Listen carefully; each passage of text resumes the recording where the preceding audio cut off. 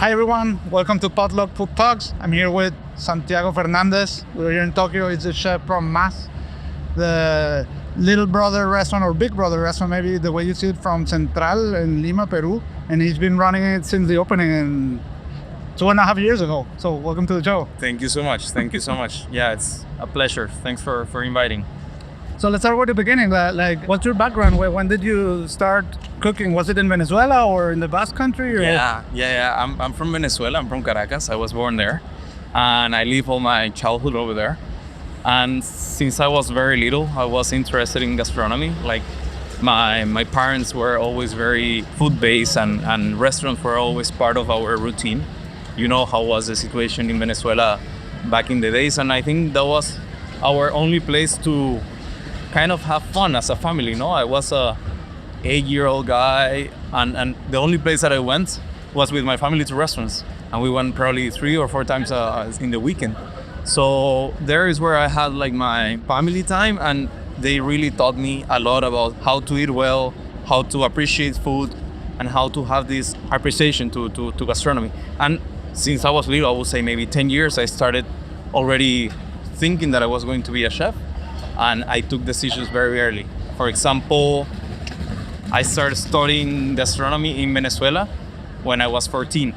So after school, I just went to a cooking school and do until 12 in the night, intensive lessons of cooking, like every day in the week.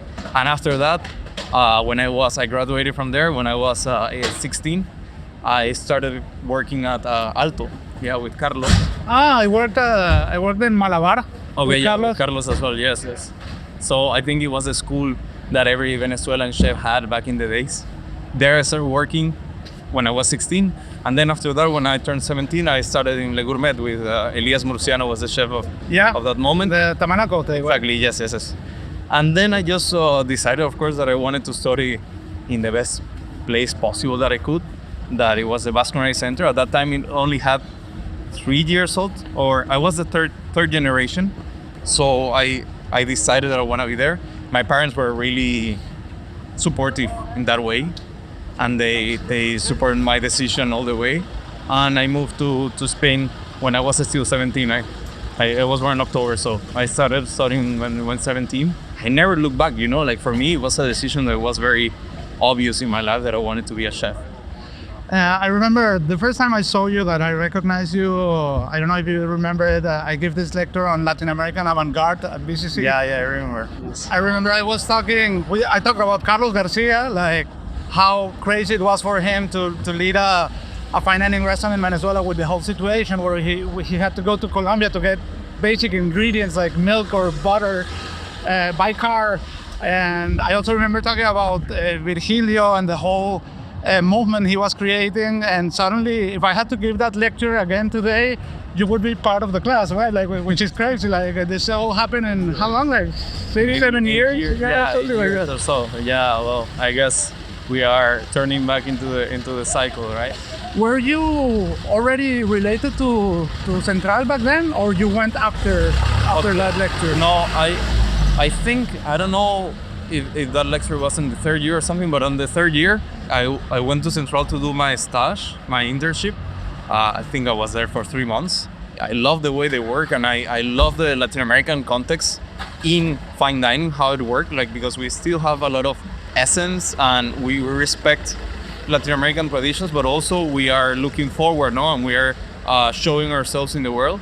So I decided that I wanted to do that, and thankfully, by, I would say, luck, or also they saw that I was very interested. They offered me to come back after I finished my studies in the Basque Country and work for them in the creative department. So what I didn't know is that when I finished, the creative department was just in the right spot when somebody was leaving. At that time was Karime from Osteria Gucci. They offered me to run it. So my first day at Central was, okay, you're gonna start doing some trials for the dishes and for the menu. And that didn't stop. I was there for 6 years working with Virgilio. The pandemic was also in between. And as his right hand as well, going around the world cooking, I would say he's my mentor, of course. he taught me a lot of things of what I know, and that's also a big part of what we are doing over here, right? Like the concept in Mas is his. We're cooking still ecosystems, and we are still representing Peruvian biodiversity here in Japan. When I was at the Basque Culinary Center doing an exchange program, I wasn't working there back then. I was with Luis Valderrama. Yes. And when I returned I had like an 8-hour stop in Lima. Yeah. So they told me to come over, to go to Central.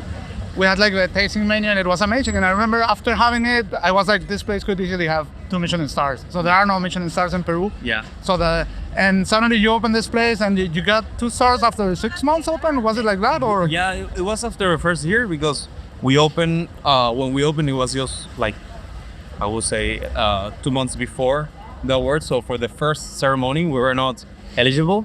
But for the next one, we were. So in our first ceremony, we were awarded 2 Michelin stars, which is pretty impressive. Now for me, it was the first restaurant that I run, and having like this opening that makes so much sound around the world, and then having 2 Michelin stars, it gets the bar very high. No, like the pressure and the expectations of the customers, they were already high, but now they're even higher. Yeah, that was great. But also it put us in the place that I think that we should be, like working in this level in a city like Tokyo. I think we should be seen, and what we're doing is truly special. So I think it's a good showcase for us for people just to come and to visit what we're doing. Okay. So I can imagine you were not expecting 2 stars in the first award, or is it something that there were some hints to it? No. So some people did, but for me, I'm always more down to earth, and I was saying like, no, maybe 1. I saw the video when you get them. It's you're completely like what? Mind blown. Yeah. No, because a lot of people were saying like, okay, no, you deserve 2. But I thought that's what they say when they want to be nice with you, right? Like, of course. But I think they were saying something with a little more criteria than what I was expecting. I was expecting maybe only 1, or maybe 1 and 1 green star or something like that. For me, it was a surprise. I didn't expect that at all. And then suddenly you became from partially unknown to kind of like a celebrity chef. You get invited to events all over the world overnight. How was this transition? Yeah, I mean, I've seen Virgilio, and actually Virgilio, when I started with him, he was already known and his concept was already getting famous around the world.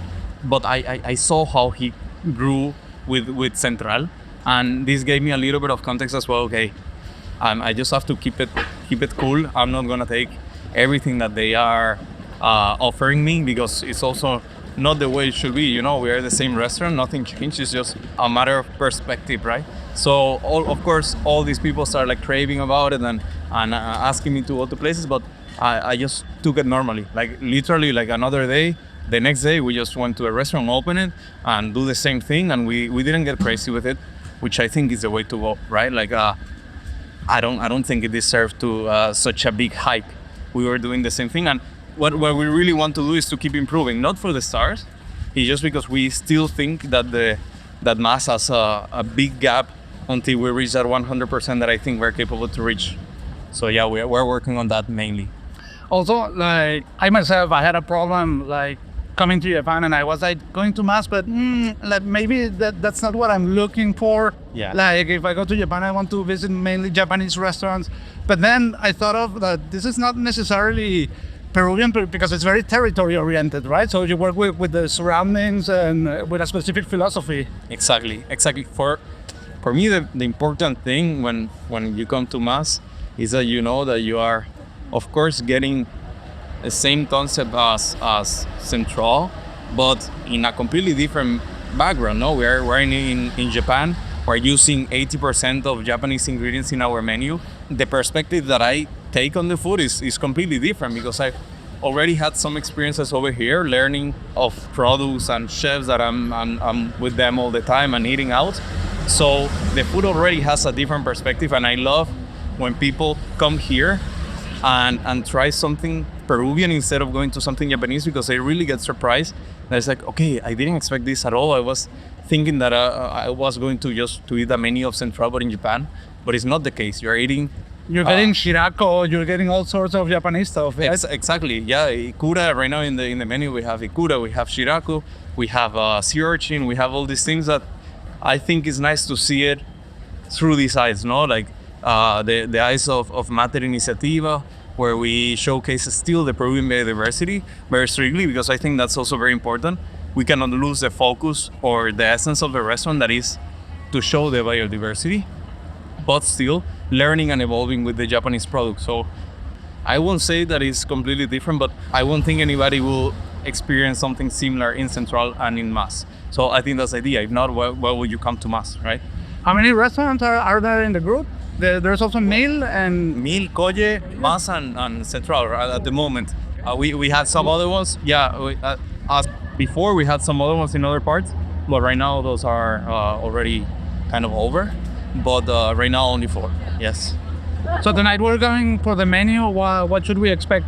Well, it's a 9 ecosystem menu, so we are showcasing, like, as an inspiration, we're always thinking Peru. Don't think that we're gonna cook Japanese ecosystem, because as I was telling before, like over here we don't come to explore anything, we don't come to research about anything, because they already have their strong culture. So we don't want to be overstep into this tradition. But we're doing 9 Peruvian ecosystems using a lot of very good Japanese ingredients, which I think for people coming to visit, it's interesting on that way, no? Like you will say, no, I wanna taste Japanese, but maybe you haven't tried like a shirako here in Japan, you haven't tried kura, or you haven't tried maybe wild boar. So I think that's why it's so interesting for both sides. And for Japanese, it's more on the side of the flavors, right? Like for them, all these flavors are completely new. Maybe for you that you've been to Peru, you already tried some, but for them, it's like first time that they try these flavors. So and even though we have to adapt to the flavors, because the profile here is a little bit more like on the balance, right? They don't want too salty, they don't want too sour. So of course, you always have to adapt to the local. Yeah, we do that. We just put the local customers up front, because we know maybe tourists or foreigners, they will enjoy those strong flavors, but we try to keep it in between, you know? Okay. And what Peruvian products do you have here? Like all kinds? Root vegetables, you have huacatay? Yeah, I was surprised that, of course, I knew we are gonna have some like dry things, because there's a big community of Peruvians in Japan, but I didn't expect to have the fresh ones, which it was a very kind surprise to see that they are growing here maca, for example. Yeah. They're growing huacatay, they're growing chincho, they're growing native potatoes with Peruvian varieties. They're growing, let me see what else. I knew there were a lot of Japanese in Peru, but not the other way around. Yeah. Also, so I wouldn't say that it's the biggest Peruvian community outside of Peru, but it's a strong one. It's a strong one, and they already settled here probably 30 years ago, and they've been, of course, growing their products. They have also a guaymanto. They have like crazy things like chirimoya. You know, you have in Okinawa. So Japan is very biodiverse in the same way, because it's an island. You would say it's very small, but it has different microclimates. Yeah. They go all the way to Taiwan almost, and they have this tropical weather as well, where they grow in Okinawa cacao. They grow the chirimoya. They grow like the passion fruits, the mangoes, everything. So it's not as difficult as you would think. Like, cooking Peruvian food in Japan is impossible, right? And for you as a chef, how's the life been here in Japan? Like going out to eat, being exposed to Japanese products, Japanese chefs, restaurants, and everything? It's super exciting. I always say that it has more like good side than the bad side. Of course, the bad side will be mostly on the like forced pressure, and also the work environment and ethic is very intense. So you're expected to be first in the restaurant, to go last with the last customer, and to open 6 days a week. And that's very intense for somebody that is just the face of a restaurant. No, you have to be there all the time, exposing yourself. On the bright side, there's so much more. You know, I get to eat in the best restaurants in the world in my day off, which is amazing. I get to use the best products of the world every day, and like the seasons are so well divided, and they're like very small. And over here, they respect it so much that you're literally getting the best of the best, just from the market. It's just a couple blocks away. So this is the experience of a lifetime. I know that over here, I'm not gonna be living for my whole life, because I think I don't know if I could handle this for too long, because it's very intense, like well, family wise and everything. I don't know if I could handle it. But in the moment that I will be here, like in the space that I'm gonna be here, I've learned like probably 3 times faster or 4 times faster anywhere in the world that I've been, right? Like it's just so much happening. And Tokyo is a hub, you know, everybody's coming here. You get to cook for people from all over the world, like chefs. Just in the last 2 months, we had Ferran Adrià coming, we have Mauro Colagreco coming to eat. Wow, incredible. Big people in the restaurant just because you're in Tokyo. So that doesn't have a price. Yeah, no, it's incredible. You also met Kevin from Noma? Yes. Yeah, we're meeting him. He's a friend of ours and a friend of the show. We did an episode with him. Okay. And we're going to meet him in Kyoto. You were like visiting some producers or something. I saw some his stories you published. Yeah, I do this sometimes. Every once in a while, I take 2 days off, so we can make these little trips around Japan. So we met in this trip that we did to Kagoshima. Kagoshima is known by its katsuobushi. So yeah, I've heard about it. Yeah. It's crazy because in Mas we don't use katsuobushi, so it's just for the sake of learning and to see how in some way this could be good for the restaurant. No, but at the end, I think learning about Japan is always good, even if it's just to learn about the profile of flavor. Something of this goes to Mas, so I'm happy with that. We also saw like how they did the black vinegar, which is also from that area because it's very close to China in a way. Like China, that was the port where they arrived to Japan, so they have this influence of the black vinegar, and kurosu is in Japanese, and also they have the sochu, which is the like sweet potato spirit. It's like an alcohol made with sweet potato. They do it also sometimes with rice, sometimes with other type of potatoes. That's also very interesting. So every place in Japan has its own personality, and they have their own ingredients and they're special for something. We just cook also in Niigata. It's a little more to the west, where they have a whole other variety. They're specials for rice. They're very good like harvesting chili peppers as well. They have a lot of different kind of things in Niigata. So it's endless. Japan literally is a small island, but it's endless. You can go visit places and know new stuff every single week. So that's very exciting. You mentioned you're not using katsuobushi. What are the constraints of Mas? Yeah, not constraints in the way that we cannot use because it's a rule. It's just I try to avoid very Japanese-oriented flavors because I think that's not what the people come to Mas. For example, I don't know, wasabi or katsuobushi. Sometimes like soy sauce in a very present way. You know, like a lot of, let's say, what other ingredient, like miso, also like in a very strong presence. We use miso sometimes in some sauce, but they're always like a background of umami, but never like on front. So we're just trying to avoid to fall into this thing, because a lot of foreign chefs, they come to Japan and they get really excited with the flavors, and it's like, okay, I'm gonna use yuzu, I'm gonna use this, I'm gonna use my own soy sauce, and it's like, I think that's what you have to avoid. They're already pretty good at it, and there are so many places doing it very well. Don't get on that land, because that's not our space. It's a matter of differentiating yourself and also respecting. You know, like it's just a true respect for what they're doing, and it's like I'm not there. I need 10 years at least to understand how you use this. So I'm not gonna come here in the first 2 years and think that I'm able to do it, right? So yeah, those are the things that we try not to touch. You also mentioned on your day off you've been to some of the best restaurants in the world. What are your highlights here in Japan that you have visited? Well, I like a lot Japanese food. Like by Japanese food, I mean like washoku, which is like kind of a kaiseki, but it's mainly it's not as poetic, right? Like kaiseki is more about the season. Vamos a esperar a bajar eso.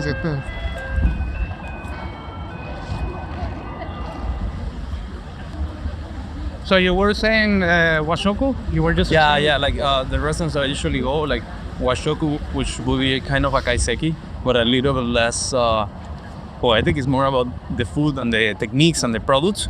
And I've been, for example, Fuji. This is in Toyama. This is for me the best washoku I've been in my life. They're using the best products, and I went in February, which is the season of the crab, suwaigani, and also the buri season. So I had like, I think, one of the best meals of my life. Also here in Tokyo, I like miyojaku as well, which is a little more pure. He's doing something really innovative inside of Japanese food. It looks super traditional. He's respecting all the boundaries, but at the same time, he's innovating in the techniques that he uses inside of the food. For a chef, I think is very important. A little bit more innovative on the Japanese side is Noda. Noda in Harajuku. He's like a young chef who trained abroad, like in some northern countries and in France. And he's doing like Japanese food with his own perspective because he was outside. So this is very interesting. And sushi as well. Like you have the big names. Here in Japan, the big names are really, really good. You know, it's not like they're just, they overhyped. No, like Sugita for me was one of the best sushi experiences of my life. So Which are the big names? Sugita or Sugita, Saito, you have Arai, you have Amamoto, or you have Mitani, that we have one Mitani just in front of on Mas as well. Those are the big ones. So we're entering now the building where Mas is. Well, what can you tell us about this building and this whole complex? Yeah, restaurants in Japan, they're everywhere. Like you can find them in any spot, in the subway. You can find them inside of office buildings. Like this is just the basement of a hotel and office building. And in this basement floor, you can find like 7 fine dining restaurants. I think we are sharing between them all like 6 Michelin stars. And it's On the same floor. yeah, it's very common to see this because you find like a niche, not like people that knows that this area is known for the restaurants. Like Ginza is the same, and also you can get a little bit of this maybe in some places in Asabudai and in Omotesando, but yeah, it's just a floor with fine dining restaurants. Like over here we have Chiune. This is a almost like only members restaurant, where if you're not a member there, you cannot make reservations. This happens a lot in Tokyo. And well, over here we have Mas. There's a Michelin sign. Yeah. It's a small place. Like people get surprised sometimes. They expect that when they come, they think it's a big investment that we come to Japan, and it's not a matter of investment. It's more about like what people is just over here. Like it doesn't make sense sometimes to have a big place if you're not able to give what people is expecting, right? So it's better just to do something that will meet the expectations of the customers, and that's it. Yeah, over here people understand that, you know, like even Michelin, like you will say that a restaurant with these proportions, why should it has 2 stars? You don't have enough space. You don't have all the luxury stuff that we're used to. But the Japanese is different. Like that doesn't matter. Where they're just focusing on the food and what it's important. Okay, nice. Let's take a look at the place. Or we're still in mise en place, so it's kind of crazy. But we just arrived here and we have the mater table, where we show customers when they arrive. The Peruvian ingredients are curated by Mater Iniciativa, our research center back in Peru. And we make a brief explanation of these ingredients before they try it, right? So they know what type of ingredients where they're gonna be eating at. For example, we have here like the chaco. This is an edible clay from the Andes. We also have the copoazu, the macambo, and the cacao, which belong to the same family of cacaos. We have the chuño, which is a freeze-dried potato from the Andes. We bring achiote from the Amazon. We bring pseudo cereals from the Andes as well. We have the paiche as an inspiration. No, we have the paiche is a gigantic Amazonic fish, or the arafaima, or in some places pirarucu. Yeah, pirarucu, correct. We have green coffee from Cajamarca in Peru, also one of the best coffee in the world. Some Brazilian nuts. So people sometimes they don't really think this is Peru. When they think about Peru, it's just chili peppers, limes, and onions. But over here is much more than that. We're just digging into the real Peru. This is something that people don't know about. So that's why it's so interesting to come here and experience that. Well, Santiago, thank you very much. That's it for this week's episode of Potluck Food Talks. If you like what we're doing, make sure to subscribe to the podcast so you never miss an episode. You can also find us on Instagram and TikTok as Potluck Food Talks. The show